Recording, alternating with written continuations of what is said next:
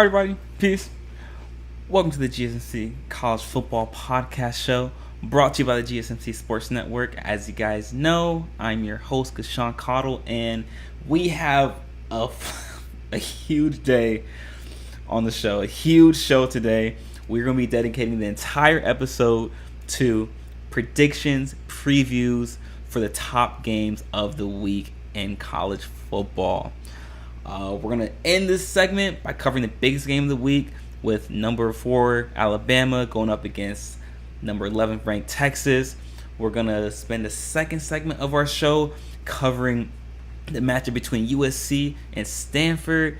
And we're going to start the show by discussing the matchup between Colorado and Nebraska. So we got a lot in store for you guys today on the show. So happy to have you guys here with us. If you haven't already, be sure to hit that subscribe button, hit that like button as well, so you guys can stay up to date on all of our live shows. And if you haven't already, subscribe to us on Patreon as well, so you can get all access to exclusive content that we post daily. And if you would like to support and donate to our network, you can see the link in the ticker below. We're just so thankful and grateful for all the support that you, the fans, show us. And if you haven't already, be sure to check out our baseball podcast, our basketball podcast, our fantasy football podcast, and our NFL podcast as well. We've got a great team of hosts here at GSMC that produces only the best work. With that being said, guys, let's just go. This no preamble, no monologue today. Let's go ahead and get right into it, right? Let's talk about what everyone here wants to talk about. Okay, let's get into it. All right, number 22 Colorado going up against Nebraska. As you guys know, Colorado is the talk of the town, the number one story on all media platforms in regards to college football. Deion Sanders has shown what it means to establish culture the right way in a college program. We covered that on our show 2 days ago. Should George Sanders, is he possibly a Heisman candidate based off his performance against TCU? We talked about that as well yesterday. And Travis Hunter, is he the second coming of Deion Sanders in terms of ability to play two ways and play both sides of the ball? We're going to discuss all of that. Number 22 ranked Colorado going up against Nebraska. As you guys know, Nebraska started off the Matt Rule era. Head coach Matt Rule, his first game for Nebraska was last week against Minnesota. As you guys know, Nebraska lost to Minnesota by a score of 13-10 by giving up 10 unanswered points in the final 2 minutes and 32 seconds of the game. This matchup right here is an interesting matchup because these teams and their play style are polar opposite.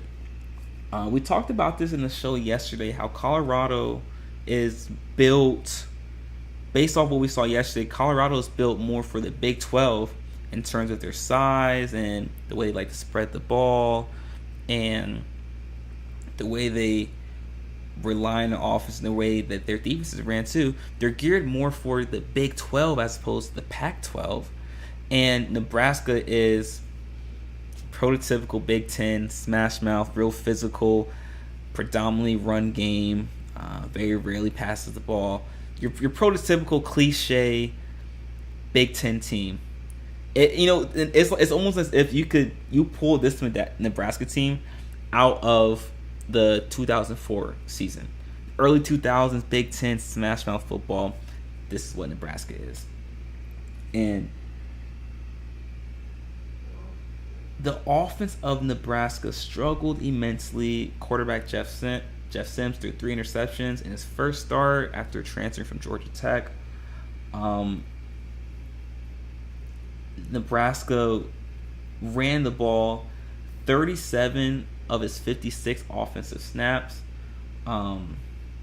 19 of those including Sims as quarterback. So obviously they're extremely run heavy. Very rarely do they go for the pass. Which could bode well for Nebraska, seeing that that Colorado did give up 262 yards and 4 touchdowns to Nebraska, allowing 7.1 yards per carry.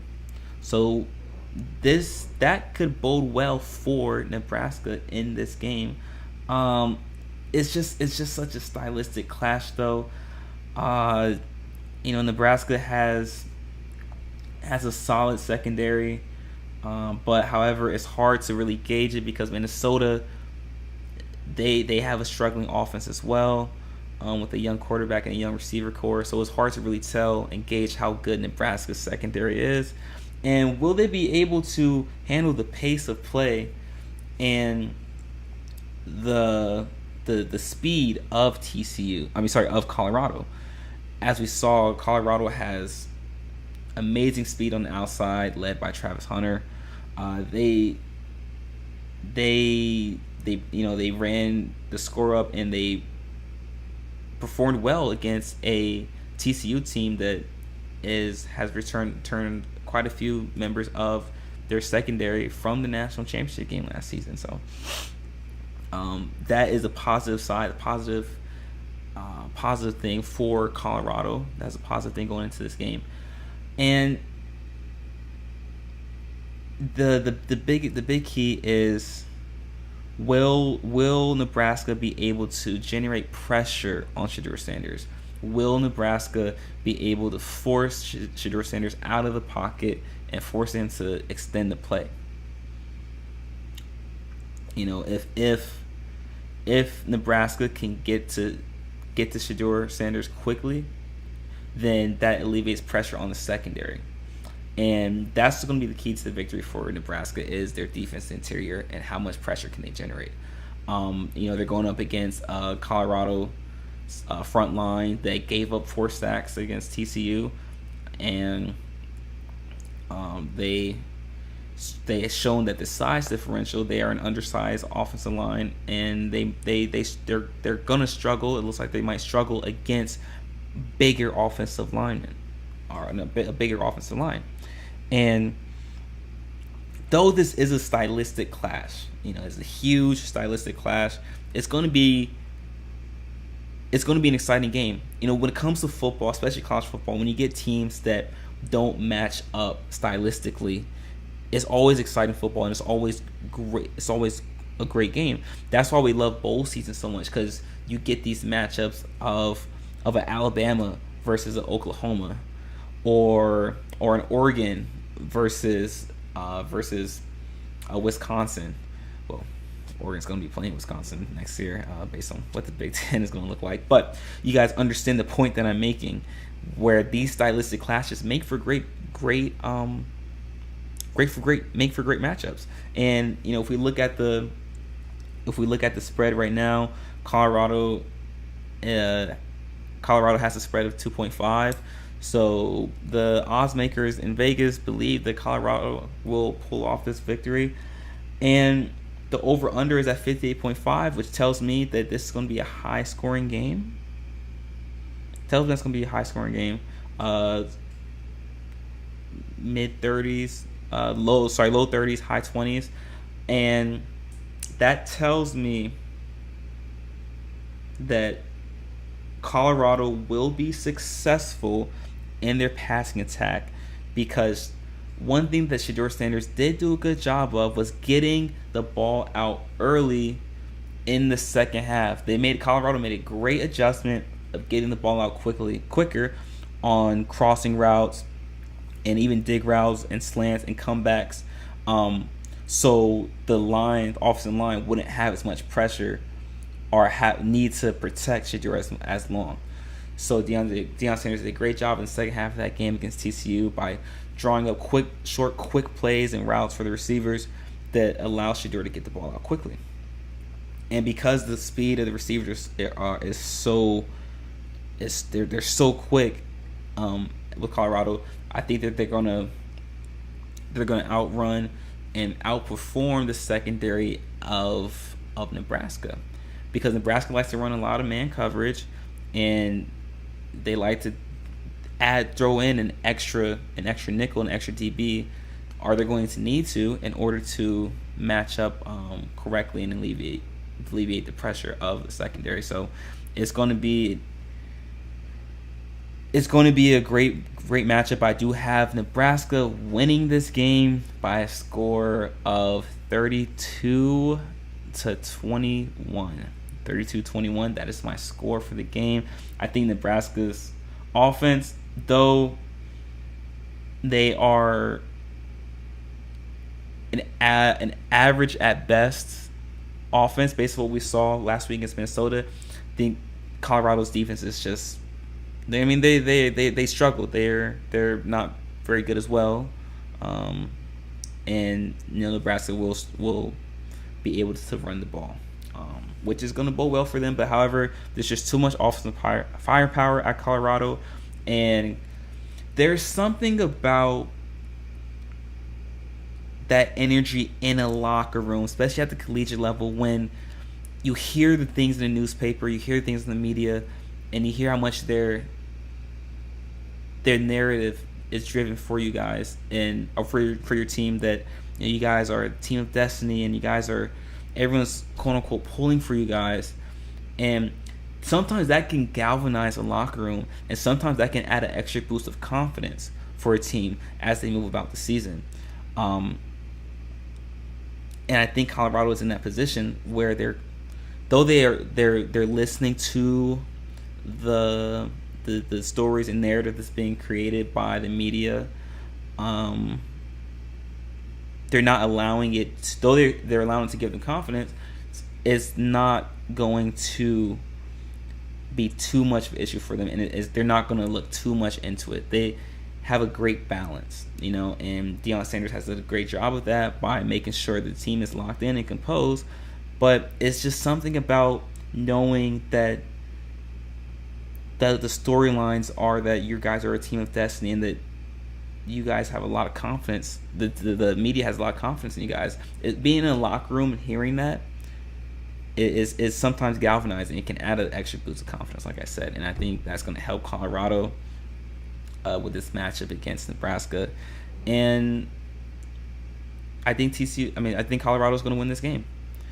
And Deion Sanders and the Colorado program is going to continue to show everyone why they are a legitimate team.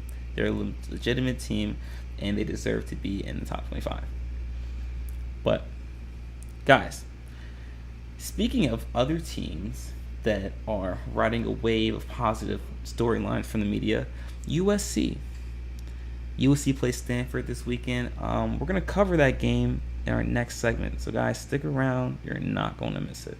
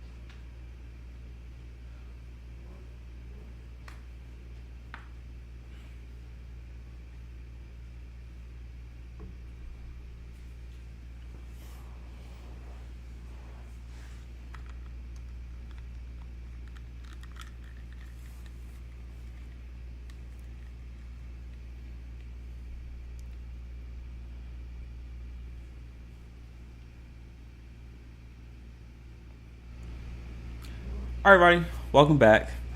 In case you missed our first segment, we covered the matchup between Colorado and Nebraska, and I gave my insight, my predictions for why I think Colorado will end up beating Nebraska. It's going to be an exciting game to watch. So, guys, if you haven't already, be sure to hit that subscribe button and hit that like button as well to stay up to date on all of our latest content. Be sure to subscribe to us on Patreon as well to get all access to exclusive content that we post daily.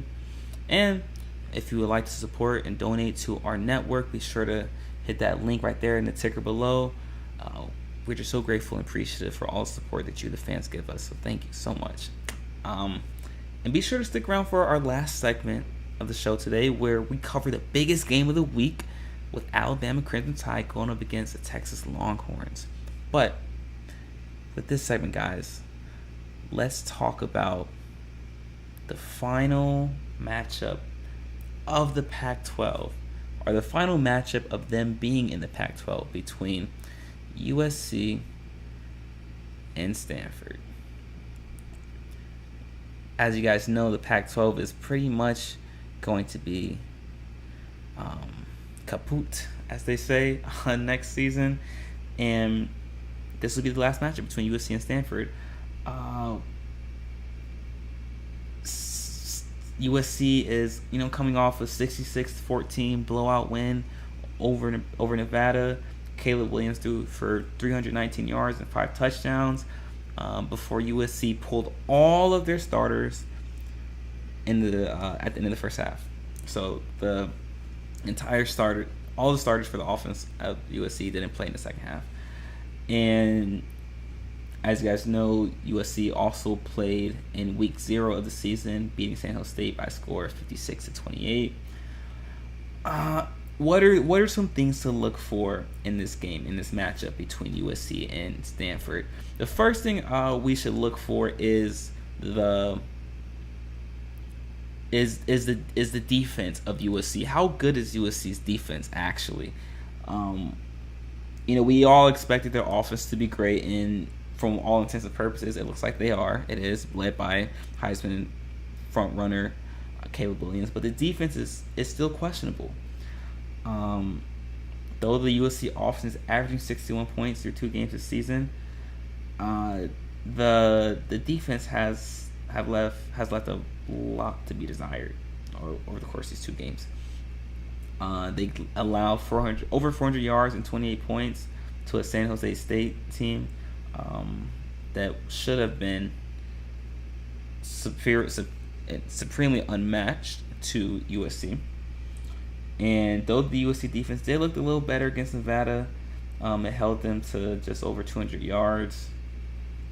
And the scoring that Nevada had wasn't in garbage time, as they would say. But it's a small sample size, but we need to see how the defense performs against a better offense. And Stanford has that.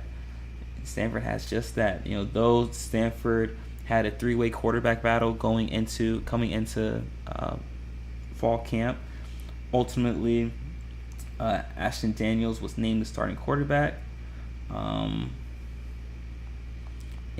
it's understandably why, because he went 25 for 36 with 248 yards and 2 touchdowns in Stanford's win against Hawaii last week, and based off the play style and what we've seen so far, Daniels actually fits perfectly. His play style fits perfectly in what first-year head coach Troy Taylor looks for in a quarterback. And as you know, Troy Taylor, his first year coaching at Stanford, brought a lot of his offensive schemes and play styles from Sacramento State over to Stanford. And Ashton Daniels fits the mold of what Troy Taylor looks for in a quarterback. And though the Cardinals, they are in the midst of a rebuild, I must say they haven't won over 4 games since the 2018 season. They are looking to rebuild, but as we guys know, as we all know, when it comes to rivalry games in college football, it's always no matter where the teams are ranked, it's always going to be a great game. And think of the great examples. I mean, Michigan, Ohio State, Alabama, Auburn. Even when Auburn isn't ranked, Alabama still struggle, or Auburn puts up a good fight. Auburn always plays well against Alabama because it's that matchup. It's the aura, the essence of Saturday night football, of college football. You can't get that anywhere else. And these rivalry games are always great games.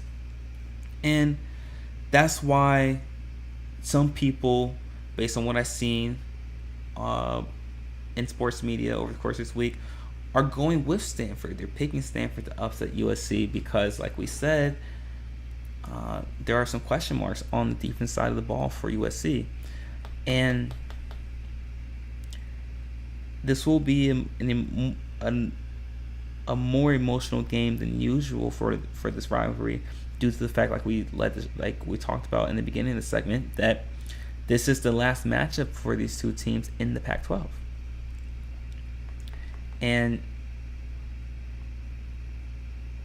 the thing we want to look for, as to go along with USC's defense is Stanford's defense as well. How good are they really? How good is Stanford's offense? They gave up 24 points to an Hawaii team that is also young, that is also inexperienced, and a Hawaii team that struggled offensively last year. So there are also question marks on Stanford's defense as well, and this is going to be a high scoring game. And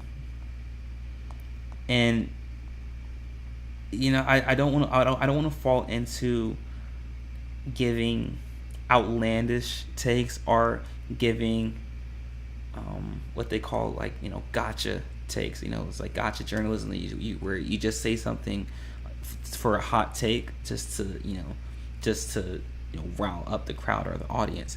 I want to be objective when I do this, and I give this take. I don't see Stanford winning this game, and quite frankly, I do have USC winning this game in dominant fashion, though the score won't show that. I think the score will show a close score. The final box score or the final score, it'll look close, but watching the game in its entirety, it will show you that this was actually a dominant performance by USC. And I have USC winning this game by a score of 37-30. And I think that Stanford will start out strong, even go up by a touchdown or at least a field goal in the second quarter. But going into the third quarter after halftime, USC is going to be able to make adjustments, and then they will go out, retake the lead, and pull ahead. But however, in the fourth quarter, I think Stanford is going to come back and make a little bit of a game out of it. But it's going to be a matter of too little, too late. And if USC can keep their foot on the gas throughout the entirety of the second half, then this game the score will balloon past a one-score game. Part of the reason I have it being a one-score game is because, like we talked about, USC's starters didn't play in the second half against Nevada. So will there be a little bit of rust? Will there be a little bit of chemistry issues, or will it take time for the USC offense to find their rhythm? Not necessarily in the first half, but in the second half. Sports, and as an athlete, it's so much about rhythm and finding a routine and allowing not just your body but your mind to get used to playing the first half and the second half, and having your mind get used to coming out on the field or on the court in that second half. And when you don't do that, even for one game, it can throw off your rhythm sometimes. That's why you see a lot of teams especially Power 5 teams, when they don't play their starters in the second half, when they play maybe a mid-major team, but then they go into conference play. Normally, that first game of conference play is they look rusty. They look a little bit out of rhythm and out of sync. One, because yes, the talent level is different, but also because they didn't play in the second half of the last game. And everything, when you talk to any athlete, especially at a high level, the most consistent thing about athletes is we have a routine that we like to follow. We like to establish a routine because it gives us comfort, and it helps kind of grounds us, and it allows us to follow a system and a regimen that prepares us.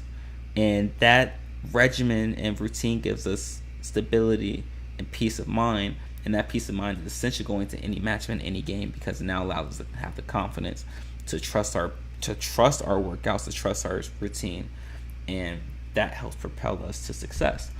And that's why USC's offense might struggle at first in the first half, and if they can knock off the rust quickly in the second half, then this game will be in USC's favor. And like I said, I had USC winning this game by a score of 37-30, and it'll be a proper way to send off both of these teams out of the Pac-12. But guys, the game we all really want to talk about, the game of the week, Alabama, Texas, we're going to cover that game in our last segment. So guys, stick around. We're going to be right back.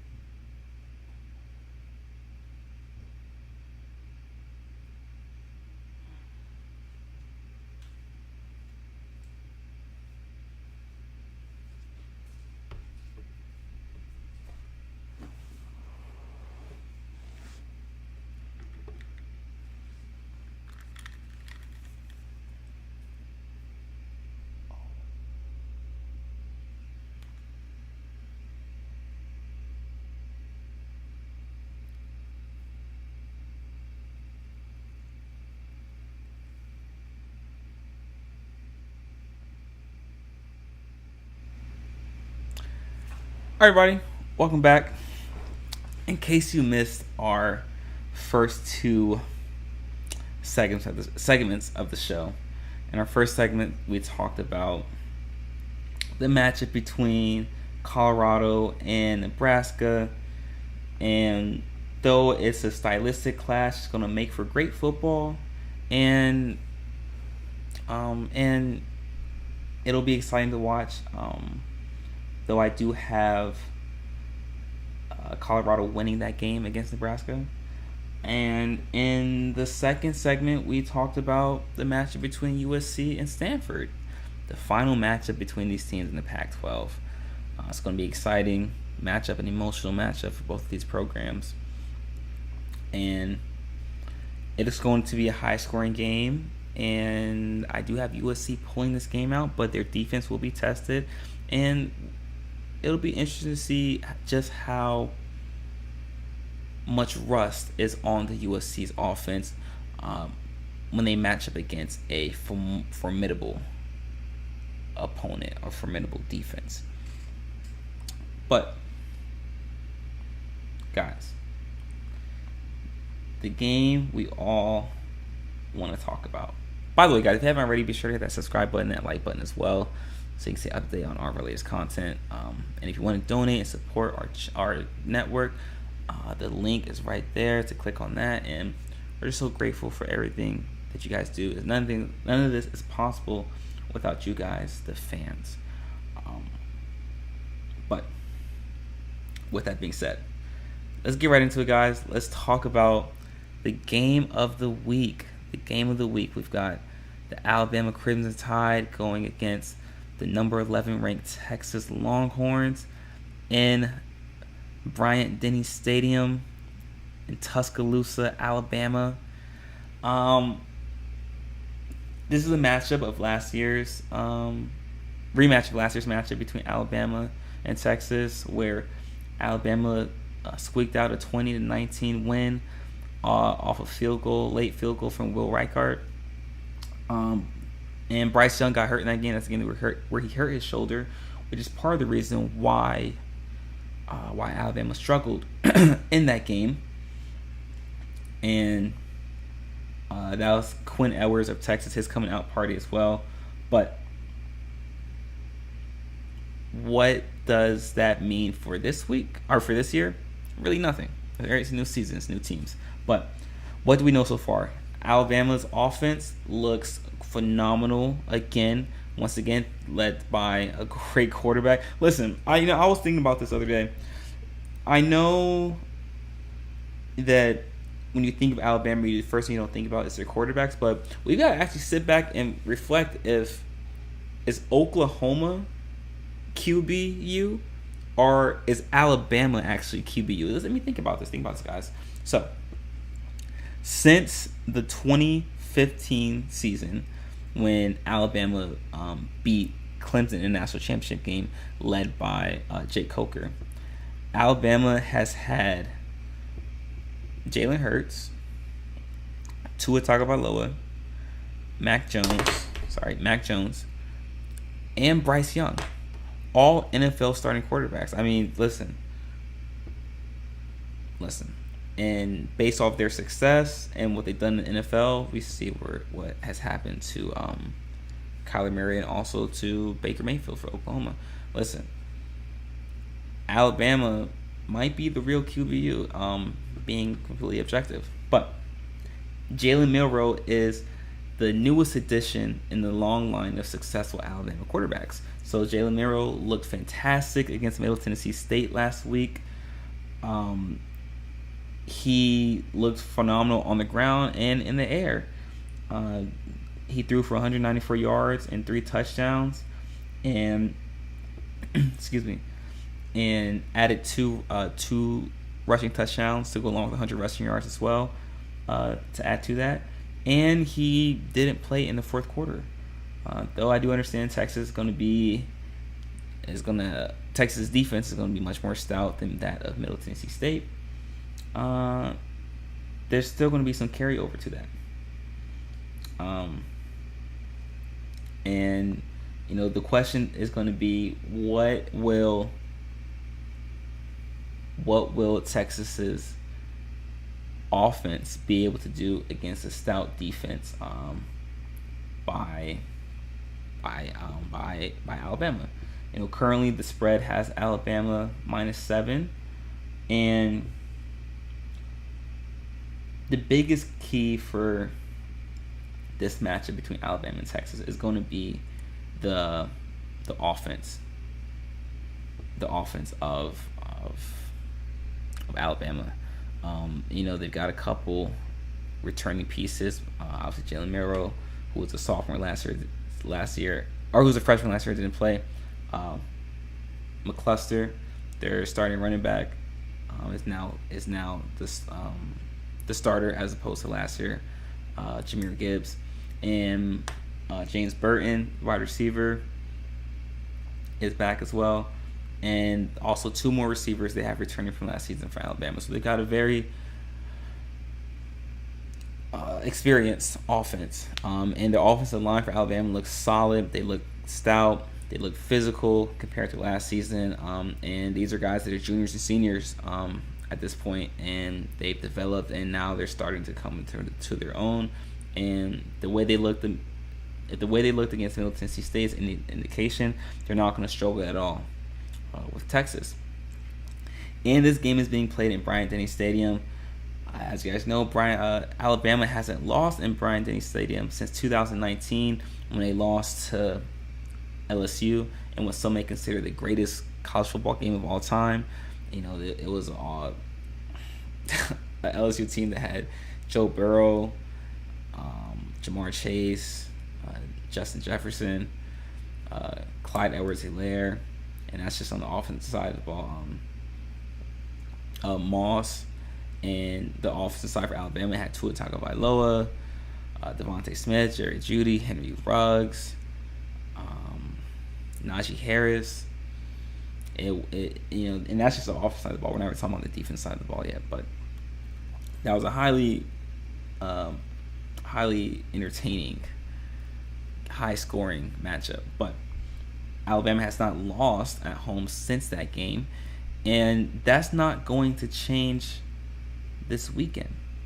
I have Alabama winning this game by a score of 28 to 17. I don't think this game is going to be as close as people think it is. Texas is going. We're going to see the clear, distinct difference between SEC football and Big 12 football, and this is going to be a representation of that. This game is. I think the defensive line of Texas is not going to be able to generate enough pressure, which is going to allow Jalen Milroe and Alabama to get extended plays against the secondary. And the secondary is of Texas, though they have talent back there. It doesn't match up well. They don't match up well with the receiving core of Alabama. And one thing I like about Jalen Milroe is that he has the ability to throw in between pockets of zone coverage while also throwing outside the numbers. As we know, Texas is a team that likes to run a lot of zone.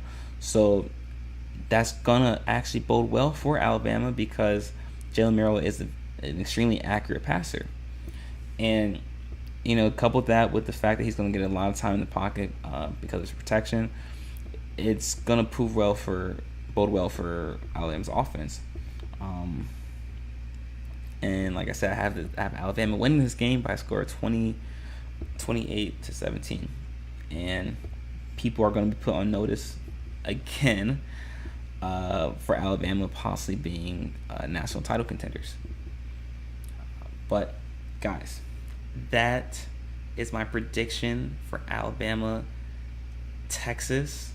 Let me know what you guys think, though. This is going to be an exciting game for some people, but I don't think this is going to be an exciting game. I think that Alabama is going to be extremely dominant. But I understand that a lot of people don't want to see Alabama win, but I think it's just a matter of fatigue. They're tired of seeing Alabama win. But, that comes with the territory. When you're a winner, you're going to get a lot of flack, and you're going to get a lot of scrutiny from teams and programs that can't do what you do. So I get it. I understand. But Roll Tide. Alabama will win this week. And, Roll Tide. And it's going to be fun to watch. But, guys, that is all we have for the show today. Thank you so much for tuning in. Be sure to subscribe, hit that like button to stay up to date on all of our newest content. Be sure to subscribe to us on Patreon as well. And if you haven't already, check out our other shows as well.